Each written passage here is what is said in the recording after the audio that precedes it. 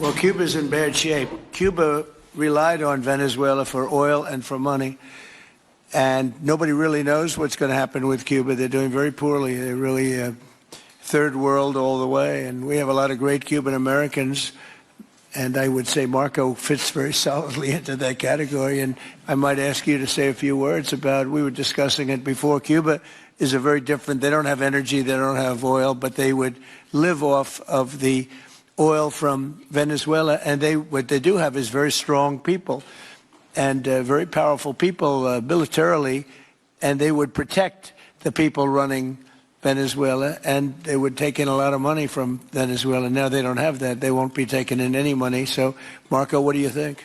Well, I mean, the fundamental problem in Cuba is that it's run by incompetent people that don't know what an economy looks like, much less a functioning one. They've made a choice, and that is they would rather have political control over the people than they would have an economy that functions.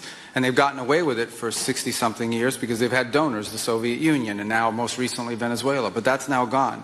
So the people in control in Cuba have a choice to make. They can either have a real country with a real economy where their people can prosper, or they can continue with their failing dictatorship that's going to lead to systemic and societal collapse.